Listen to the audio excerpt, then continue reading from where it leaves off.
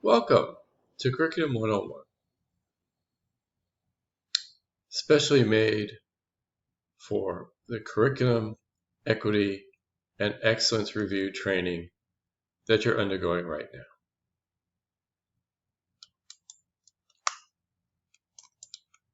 Today's presentation will cover the following. What do we mean when we talk about programs and courses? What are the definitions of those terms, in other words? What governs courses and programs? How are they written and revised? There are legal, ed code issues that are involved. Who are the people involved? What are the important names? How do I contact them? What information do I need to write a new course or program or to revise an existing one?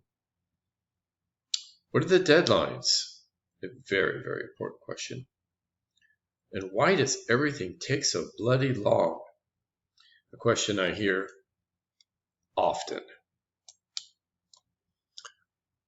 So before beginning this discussion, first of all, you should know the following. Colleges own programs. Miramar, City, and Mesa, we create our own programs. Any revision to our program is not necessarily aligned with revisions from programs in Miramar or City. However, no one owns a course. Colleges do not own their own courses, and faculty do not own courses. Even the faculty who create a particular course do not own that course. Okay? Because we are an aligned district. Keep in mind that by being aligned, we serve our students better. It creates lots of problems sometimes for faculty, but it's really all about the students, remember, and serving them. And they are served best with this aligned district format that we have right now amongst our three colleges. You do need to remember, though, that while we do have our own programs, which means our own certificates, our own degrees here at Mesa College, if you create a course here at Mesa, City or Miramar can choose to activate that same course. This indeed does lead to conflicts on occasion, especially with enrollment management. If there is a concern that there are not enough students to go around, essentially, that can create conflict and stop the process of approving curriculum. This is why we encourage faculty to speak to their colleagues at City or Miramar whenever creating new curriculum. Otherwise, we get disputes. And we get disputes sometimes anyway, even if you do communicate, but it's better to have them early rather than late. So our programs and courses.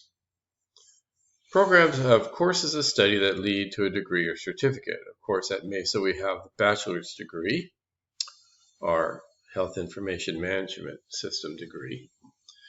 We have associate degrees. We have associate degree for transfers. We have the Certificate of Achievement, and we have our Certificate of Performance. Those are the types of degrees and certificates that we have. Courses, when created, should reside within programs. Here is our numbering system. For instance, basic skills courses are numbered 1 through 49. Courses that are associate applicable, in other words, they help to fulfill an associate degree, but do not transfer to four-year institutions, have a number between 50 and 99, and any course numbered 100 or above is a transfer level course. We discourage standalone courses. Now, of course, if you're a close observer of language, you see that the word discourage doesn't mean that it's impossible. But we have very, very few standalone courses, and we do not encourage making them.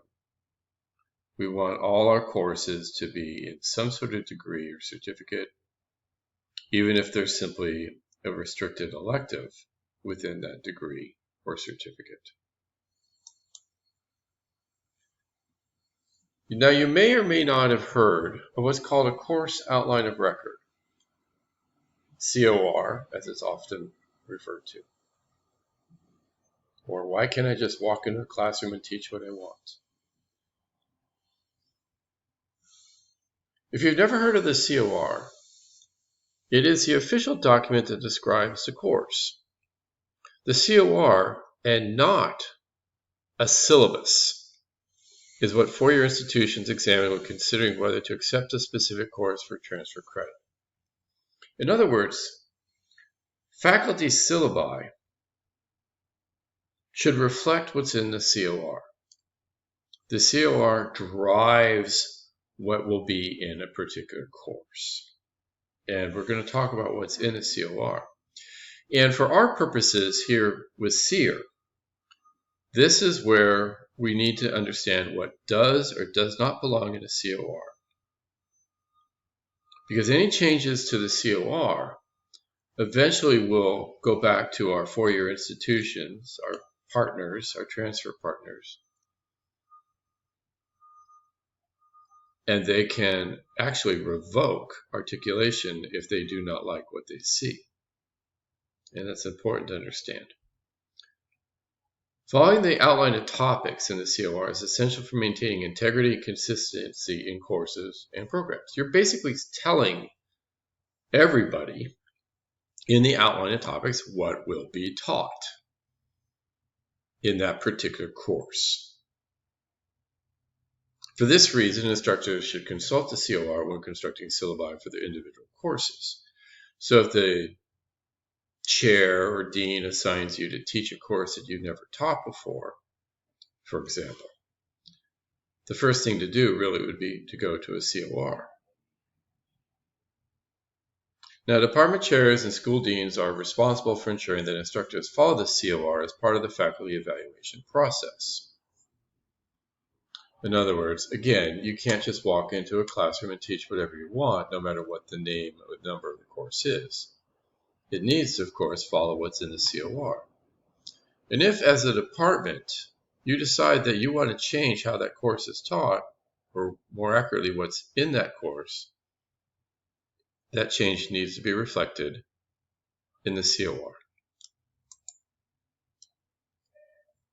So there's what we say our point here. Any desire to make substantial revisions to what is taught in the classroom needs to be shown by revising the COR.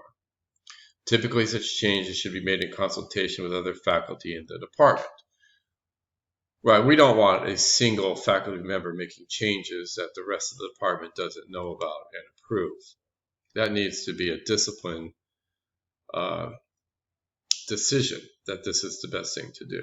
And again, usually this is not a major point of conflict, but there have been times where they are.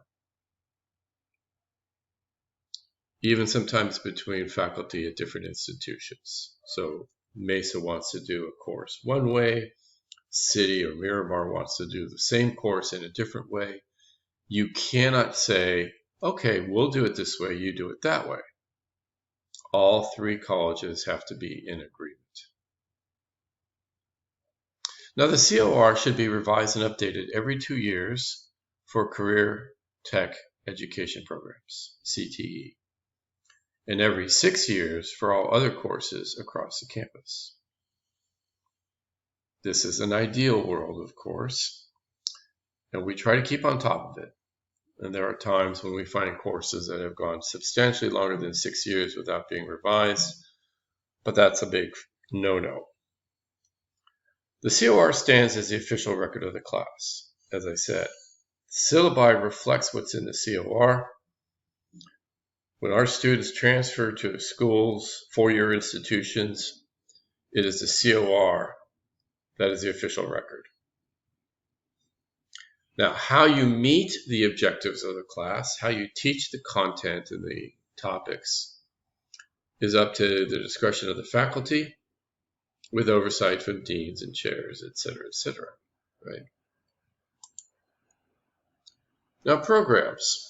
Programs are those courses of study that lead to a degree or certificate, which is presumably one of the things that our students want and we want for our students. Obviously, degrees or certificates contain the individual courses. Important thing to know is that whenever we create new or revise a program, so new programs or revised must be submitted to the ACCJC for approval. This is a statewide approval.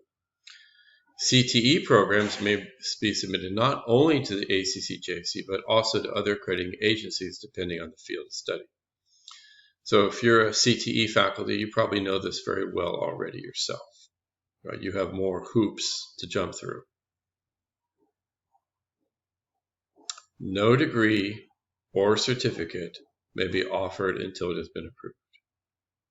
All courses that appear in the degree or certificate need to be approved. This is very important. This is one of the reasons why when faculty create new courses, we want to see those new courses in some sort of degree or certificate. And that means that revision has to come along, not necessarily at the exact same time as the new course, but it needs to be on its way as well. Don't create a new course and say, well, we're going to fit it somewhere later. You should have an idea when you create that course of where it's going to fit within your programs. Many CTE programs, of course, include work study or directed clinical practice, known as DCP, as well as classroom and laboratory instruction. So what governs the courses and programs? Basically, a lot of ed code. So if you are really into this, you can, of course, access on your own some of the technical materials and read for yourself, but I've tried to put up a few highlights. Requirements and standards for the course outline and record appear in Title V regulations in the Chancellor's Office Program and Course Approval Handbook, which is typically called the PACA for short, and the Accrediting Commission for Community and Junior Colleges, which is the ACCJC, which has already been referred to before, our accrediting agency. System statewide intersegmental general education agreements, meaning across with the UC system or the CSU system.